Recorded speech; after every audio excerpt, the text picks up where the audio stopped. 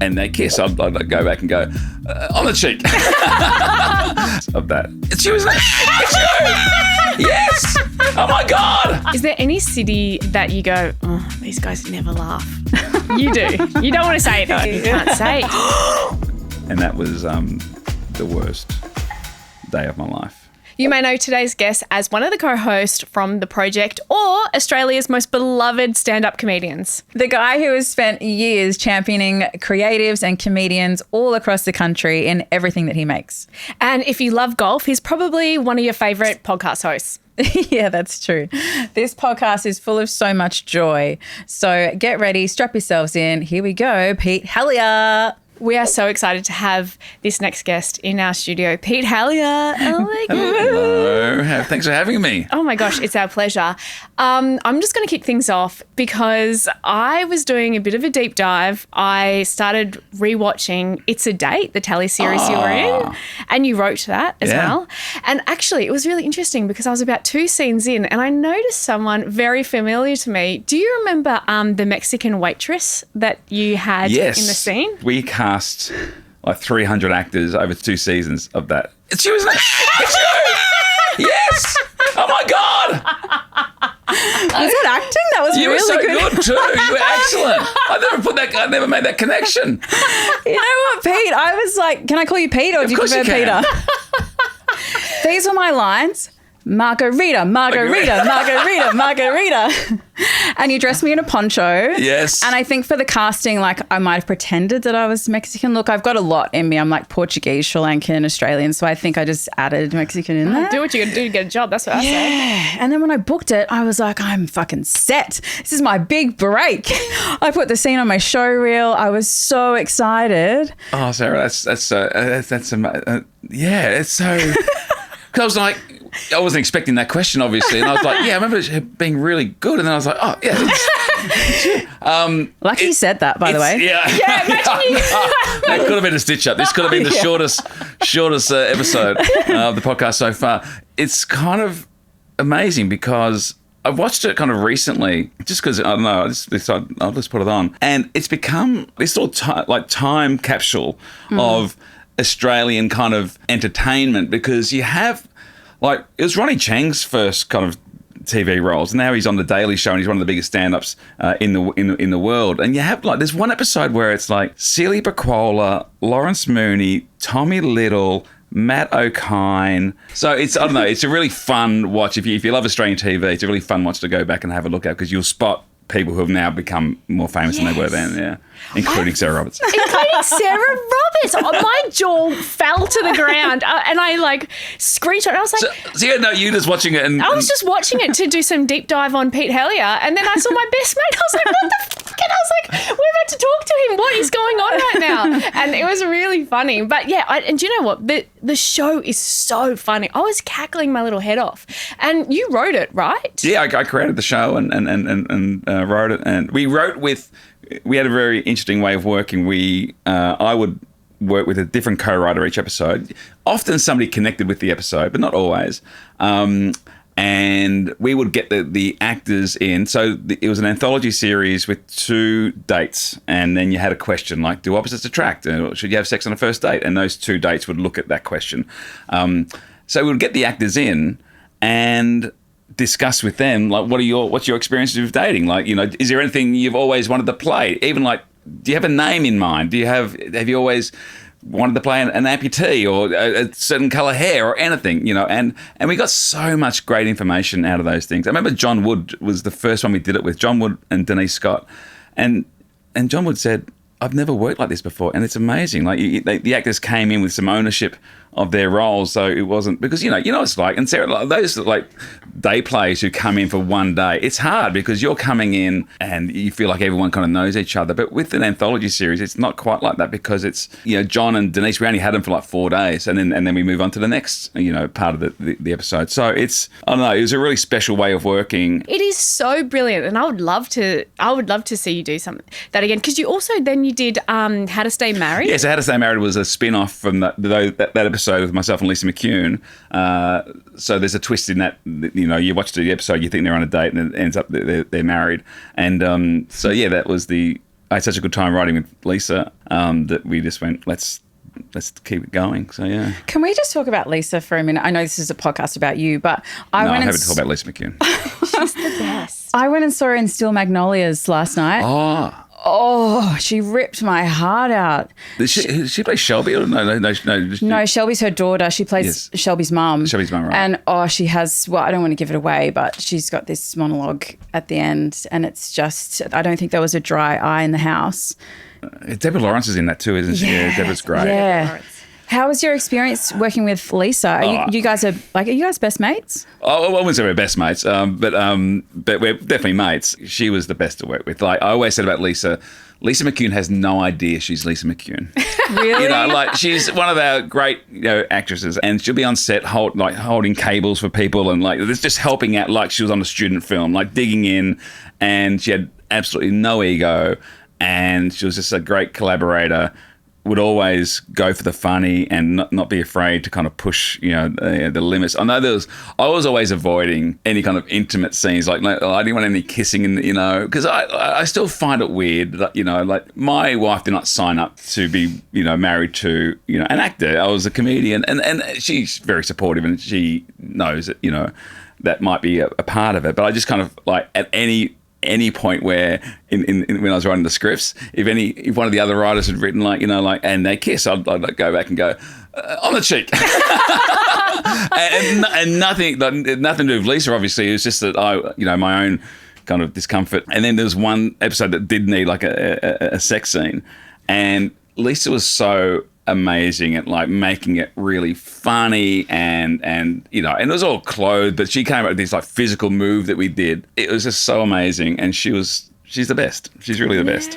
Yeah. That's great. Yeah. How great, because I guess they wouldn't have had intimacy coordinators and stuff back then when they were just coming in. In fact, we had 2 daughters in the show. Actually, there was a thing about having a cold sore, actually, and Willow was a fantastic actress, and she actually did say, "Listen, I'm a bit uncomfortable because I didn't even think about what a cold sore means to a teenage girl, because I'm not a teenage girl." Really? And I mean, shock. But we it made me think about, okay, what are we asking? These people, as innocent as it seemed, and we came up with a lovely compromise, and Willow was great. But it was it wasn't just, so you think of the intimacy coordinators in big sex scenes, but sometimes it's as innocent as dealing with a teenage girl doesn't want to betray that because it has potentially ramifications for what people might think of her off screen as well. So yeah. That's so interesting, your transition too from comedy to acting, because you said just then that your wife didn't sign up to be married to an actor. I mean, it's true though, right? Our profession is so crazy. And you went from so many years as a comedian to then doing TV as an actor. Was that a hard transition, or did you write these shows so that you could make that kind of seamless? Or yeah, I feel like I wasn't portraying somebody 1,000 miles away from me. So I kind of feel like I was playing in a certain wheelhouse where if I got asked to audition for Underbelly, and there's this for the main guy who I forget which one it was, but it's not the original Underbelly. He was a few seasons in, but he was a pretty evil guy, and twice my age at the time. I'd hate to see it. It would be, and that's why I really admire actors who can really put it all out there. Someone like Michelle Williams, who just is just everything's kind of this in she's in it for everything, and where I kind of play a little closer to where I'm at. So I would like the challenge of playing something different one day, but I tend to get roles that I write myself. Yeah. I wanted to talk about, so you started out as a stand-up comedian. Yes. In stand-up comedian circle, and then is that how, because you ended up going on to Rove Live, which was your first tally gig, was it? Yeah, Rove, we became great mates pretty early on, and I remember the absolute moment. I'd seen him on stage. He was in a double act at the time, so I knew who he was, and I really liked him on stage. I thought he was hilarious. And then one night at a place called Elbow Grease, which is on in Carlton in Melbourne, I remember doing a gig there and getting a tap on the shoulder. I looked behind, and Rove was there, and he just said, "I just wanted to let you know that I love your spot, and and do you want to have a beer? And we just became really fast friends, and then we did Channel 31 together, and we just spoke shit at a desk for a few minutes each episode, and that's what we ended up doing on Rove Live for 10 years. Wow. And did you poo your pants when he tapped you on the shoulder and said, "Oh, I think you're amazing"? Like, had you idolized him, or was it just like you was just kind of checking him? I'd be lying if I said I was quite at the idolization point with Rove. He was just. He was a guy that I saw on stage a couple of times. So he wasn't Rove McManus. Mm-hmm. He was just Rove. He was just Rove, and from that duo Rove and Duff. He was starting to break out and do his own stuff, though. I was flattered that anyone kind of said nice things, and but I don't know, there's something. And then we started having these, I call them Rovathons, where I'm not sure why they became Rovathons and not Peter-thons, but I think because he was going back to Perth for a bit. So we had a Rovathon where we just went on the Espy that afternoon, maybe hit a couple of pubs on the way to Elbow Grease, and then did Elbow Grease gigs, and we called it the Rovathon. And it kind of just bonded us. And then I went over when he got the job on Rove. I remember I was out with Rove, Will Anderson, Miss Itchy, who were really a hilarious duo at the time, Linda Hagar and Faye Younger. And I was kind of like the newest of all that generation I spoke of. I was kind of the youngest and the last one in, if you like. And I remember Will taking me aside and saying, "Hey, I might have something for you." Just, Faye, I think for Miss Itchy, came up to me and said, "Hey, just so you know, we think we've got a show going on at the ABC. We'd love you to come on and write, would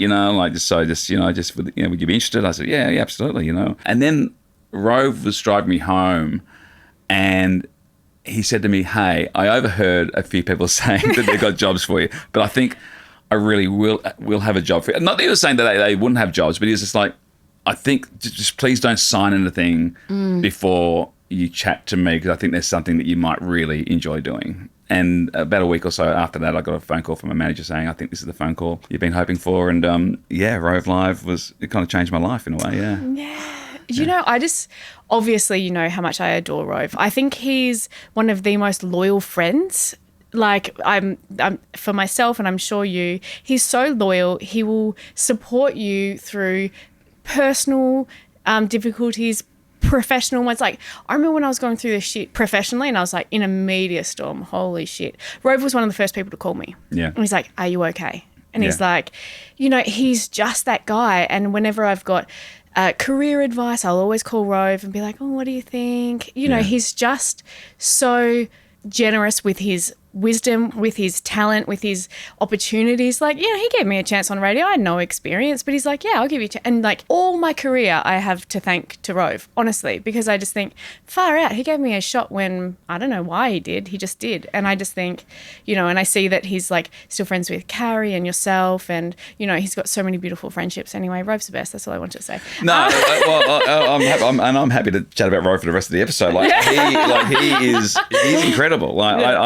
For some reason, I feel like I have a deeper connection with him now than I ever had, even when we were working and seeing each other, almost every day of the week. Yeah, I loved him. I absolutely loved him then, and I knew that I was grateful for the opportunity, and we just had fun. We were like kids in a candy store at Channel 9 that first year.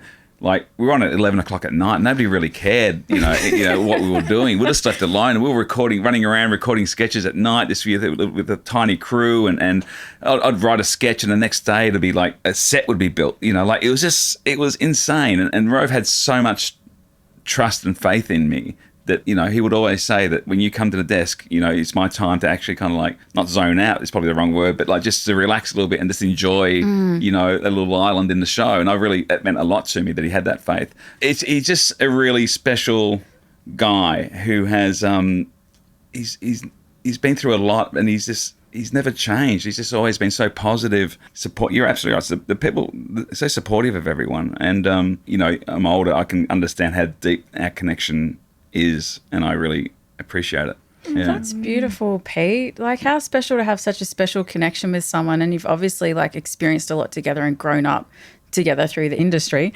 I also want to know, because it's so funny, like all of your shows are so funny, and all of these artists that you work with are hilarious. How do you not corpse? Or do you corpse? And also, for the players at home, do you want to explain what corpsing is? Corpse is basically laughing during a take. Whenever we do buzz tracks, So for those at home, a buzz track is when after you shoot a scene, so they can kind of play with the audio afterwards, they record like 20 seconds of whatever the atmosphere is in the room. Like a wild. Yeah. So, if there's traffic in the background and they can match it and they can use different audio, but they've got like what the room sounds like or what the area sounds like. And I'll always kind of go, okay, everyone, we're doing a buzz track. Everybody, come on. Everyone, get it together. It's serious stuff. Oh, no. And then do the buzz track. And then I'll be like closing my eyes, it's like thinking it's a good buzz track. It's a good buzz track. And then I'll just make myself laugh. And then we'll have to start the buzz track again. It's like, this is not, you know what it's like when, like people just want to move on. The crew just want to move on. And like we're losing daylight and I'm just laughing over a buzz track. And, but yeah, you know what, later in the day when it becomes joke o'clock and it's just like, you get in your own head or those scenes where you can't look somebody in the eye because you're like, I can't. So you're looking over their shoulder, so I can, I can get pretty giggly if I get in that zone. Yeah.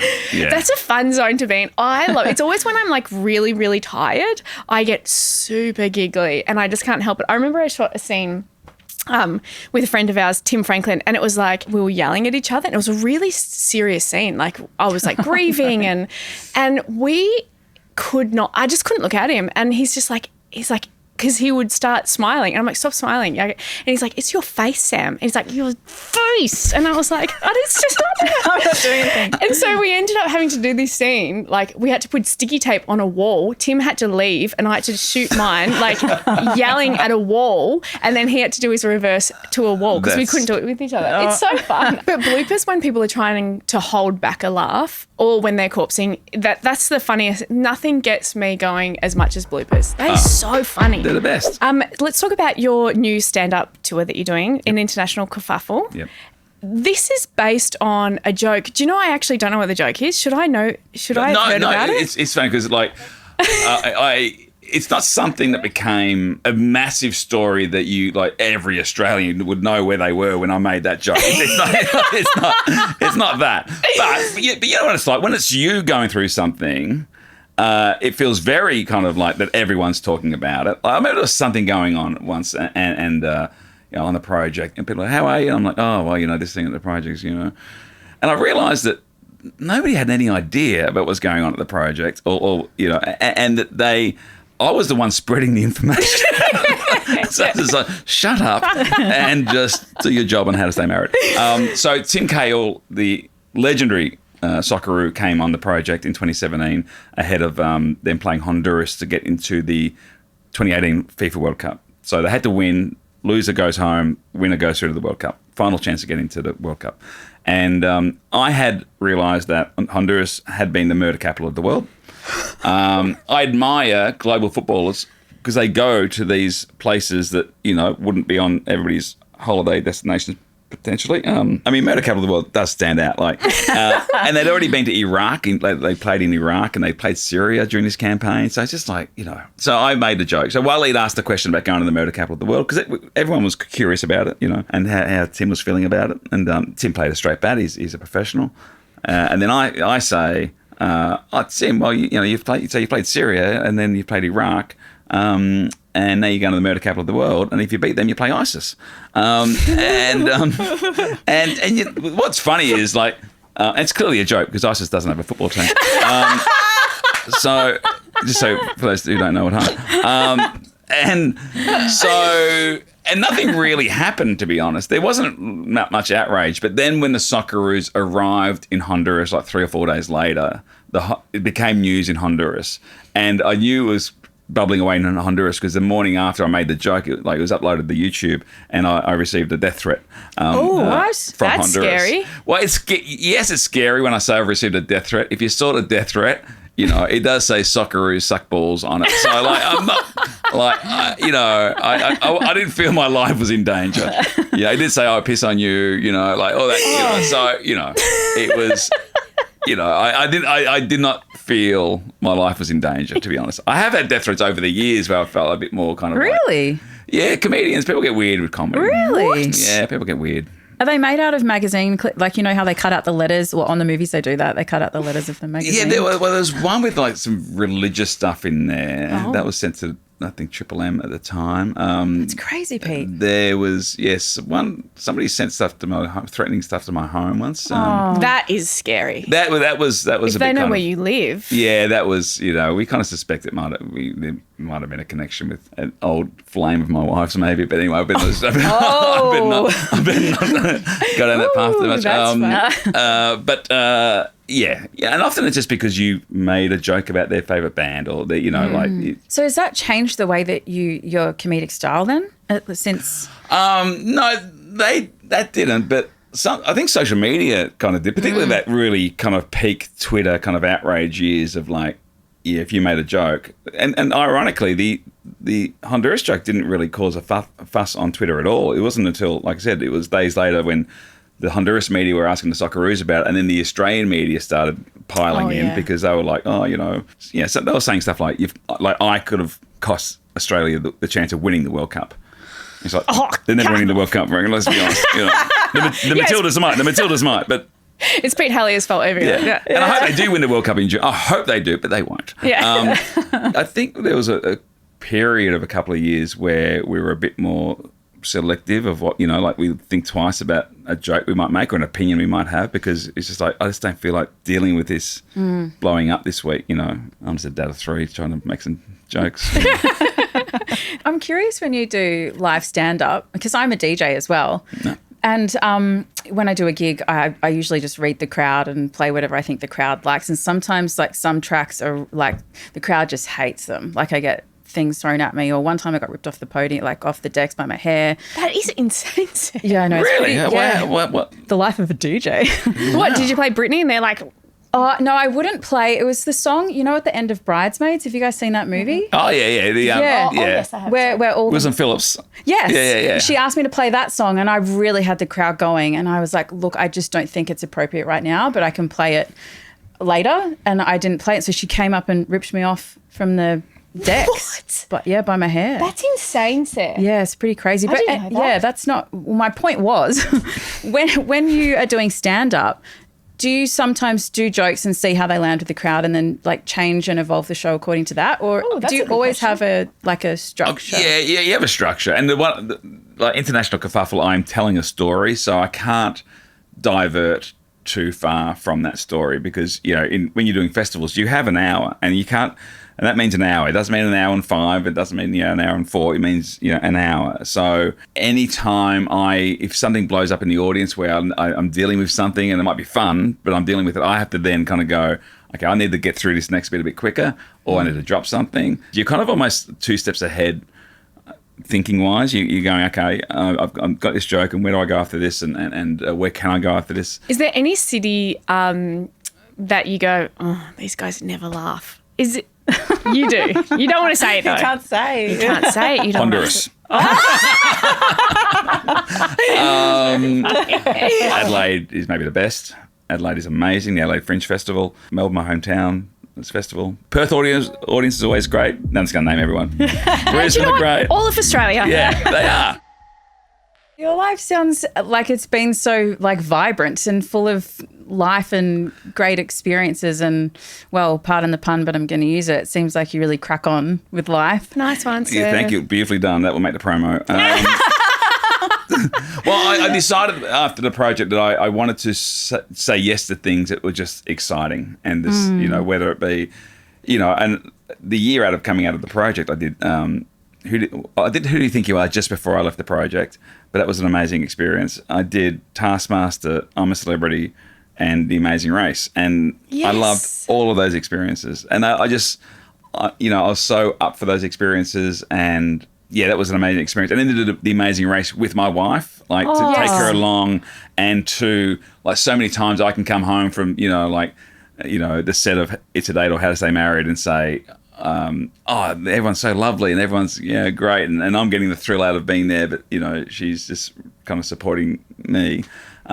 For her to go along and be really great at The Amazing Race and to be so loved on that show, both on screen and off screen, is amazing. So that's my favourite thing I've ever done. That's so beautiful. In this job, you do get nice perks, and I always love when I can bring my sister-in-law or sister, or or even sometimes I get really fancy free stuff and I give it to my family. And I'm like, it's like I never do that. it's like a Always benefit for like, thanks for supporting me. Here you go. You can like have some of the good stuff too. So I can imagine that would have been so nice. It was just the best, you know, and I couldn't imagine doing it with anybody else. And I didn't want to do it with it. Like I said to her, this is not just a, you know, avoiding an awkward conversation, you know, choice. Like I'm doing it with you because you're the best person for me to do it with. Aww. And she absolutely was. And it's been life-changing for her because she kind of came back and went, she'd always kind of struggled a little bit to kind of work out what she wanted to do. Like we kind of, all of a sudden, we were pregnant and well, she was pregnant and I was supportive. And she's always kind of gone, what do I want to do? What do I want to do? And she came back from the Amazing Race and said, I think I want to work crew. Like she just loved watching the crew and like we became friends with the crew. And she goes, I think I can do that. And my wife's very like, she can do anything. She's very hands-on. She's the smartest person I know. Like any situation, she just knows how to deal with it, you know. And so she, you know, I kind of asked around and because it was an amazing audition really for, you know, and she was asked if she wanted to do some on-camera stuff. So she just went, no, I want a crew. And so she went up and worked for, you know, I think for 7 weeks on the Great Aussie Bake Off. In Sydney, and that was about, you know, she had to find people to stay with. She found people who she didn't know. We knew through friends, and that was an amazing experience. And then she worked on the My Reno Rules show, which is kind of on 7 at the moment. And then she was supposed to. She got the job of her lifetime. She was supposed to work on the Amazing Race. Like the Amazing Race said, of course we're going to have, you know, we want you to work on the show. And she was so excited, and then it got canned. No. But she's looking forward to the next things. Speaking of getting shit done, we usually ask our guests on this potty if there's like a moment in time where they felt like they've really hit rock bottom in life, whether that be a breakup, a loss of a job. You can go however deep you'd like to go, and how they've been able to crack on with life and get through to the other side. Is there a story that comes to mind when? So I worked on Triple M with Miff Warhurst, the amazing Miff Warhurst, and an amazing talent comedian, Richard Marsland, and Rich wrote with me on Rove Live, and he was the writer that I kind of trusted the most. He was like the nicest guy. We did the last show of the year. It was so good. I remember listening to it going, this is amazing. Like, this is how good, how talented are you? We went for we had lunch after the last show. We had a few, like a couple of drinks. Nothing. I was driving, so 2 drinks. And I said to him, mate, he was from Adelaide, and I said, if you want to, what are you doing over the holidays? You going back to Adelaide? He goes, I'm thinking about going to the States. And I said, well, if you're stuck, if you end up staying in Melbourne, just feel free to spend Christmas with my family. And, gave him a hug, told him I loved him. And then, the next day I got a call saying he had taken his life. Yeah. And that was the worst day of my life. That was, it was... Because as you know, when you're working radio with people, you're so close. You are, and for me to kind of not have seen any warning of that coming was taught me, well, really shocking way, but taught me about mental health and what, it gave me a very deep and unfortunate understanding of what people go through to lead them to that point, because I didn't see any of it. I didn't see any of the warning signs. He was a beloved presence in our community and a much loved friend of mine. And it was just awful. And it took me a long time, and in ways I only probably processed years later to kind of get through that. And so part of your question was, how did you get through it?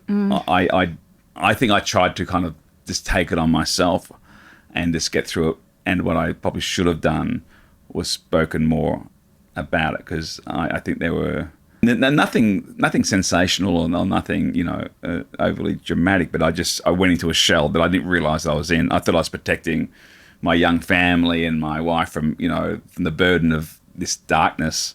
But I think I took it on a bit myself, and it probably wasn't until years later where, I think Bridge said to me, you haven't been yourself since then. And And so that's when we kind of went to work at, working on us and introduced travel into our lives. That's one thing we did. We went and saw somebody and they said, your marriage can look however you want it to look.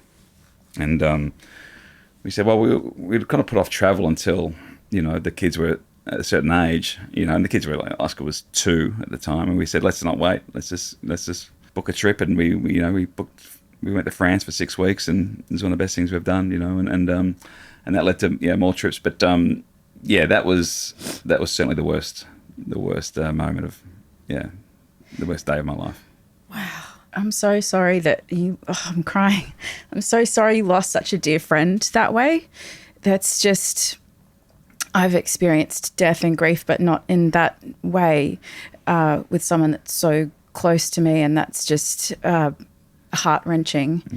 And I interviewed Peter and Alison, his mum and dad, who are just, I catch up with them whenever I go to Adelaide, and they're such lovely people, and some and Richard's sisters as well. And you see, it's hard not to see, the what they carry still, and but I was able to interview them on the project, and it's on YouTube, and I only say if people want to watch it, because it's insightful. It's an insight into mental health. But I remember going to introduce the segment, and I just, I remember Carrie saying, "Yeah, you okay?" And I was like, "Yeah, I'm fine." And as soon as I went over my mouth, I just I could barely get through the intro. Like, I know all I was doing is just throwing to the tape. So again, that reminded me that it's still all in there.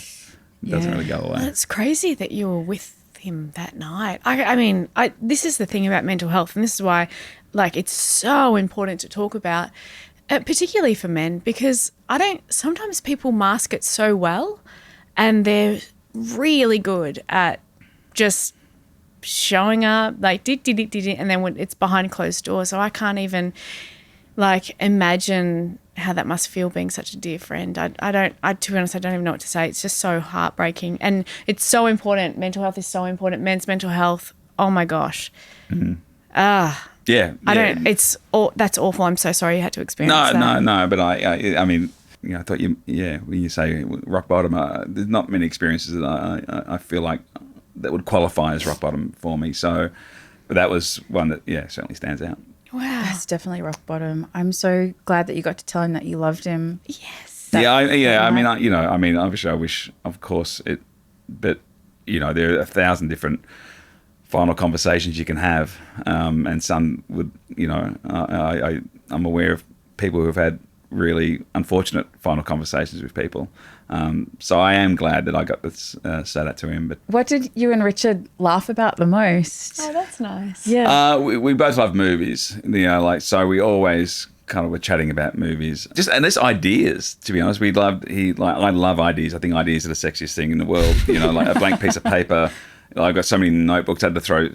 We're doing a bit of clearing out of storage and stuff. And I've got so many notebooks at home, and I just, I was just kind of reading through them and going, I'll keep this one, I'll keep that one. And then eventually I just got a whole bunch of them and threw them out because I'm just like, there's too many notebooks. But I do find it that, the coolest thing to have a pen and a blank piece of paper in front of you. I find that the coolest thing. So Richard was like that. We loved ideas, whether they would be for radio segments or movie ideas or,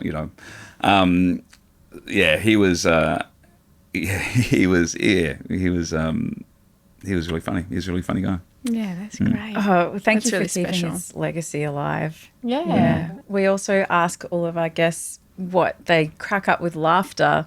Let's turn this around. At the most. Well, because I thought maybe you and Richard might have had like the funniest, a funniest time together or funniest idea on your notebooks or something. But it doesn't necessarily have to be with Richard. Yeah. If you have something else that really cracks you up with laughter. Lots of stuff does. My wife and I watched, we absolutely loved. Have you seen Celebrity UK Traitors? No, I haven't. It's the best. It's the best. It's not necessarily like the funniest thing you'll see, but it's so well done and so you know that TV where it makes you audibly like have an audible reaction, like oh my god, like, you know, like it was that kind of that stuff, and it was so well cast. Like Stephen Fry was in it, Alan Carr's in it, and like some people you don't know, but they were like of a certain standard, you know, in the UK, like they cast it really well. I know there's an Australian version. I'm not sure what's happening with the Australian version. The UK Celebrity Traders is so good.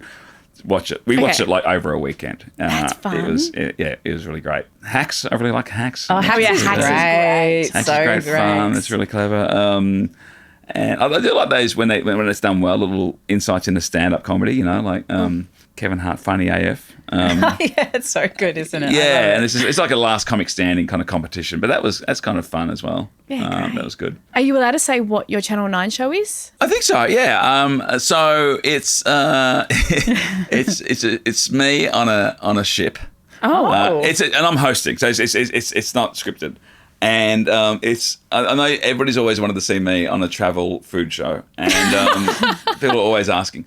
And so what we have is two renowned chefs who come on board, and we will travel around on a ship, one of the princess ships, and they will get we'll have experiences on board, but then we'll go into port, like we'll go somewhere in Japan. You know, I think we went to Beppu in Japan, and we will all get off and have experiences. We'll go to markets, we'll meet people, locals, and taste their food. So the first episode is like Miguel Maestre, who's, you know, just an energetic ball of goodness, and Dan Hong, who's like a revered Sydney restaurateur. And they will come back on board inspired by what they've learnt in Beppu, and they will then create a dish that will go onto the menu, and there's like 3,000 guests on you know the ship who will get to either order Miguel's dish or Dan's dish, and whoever gets the most orders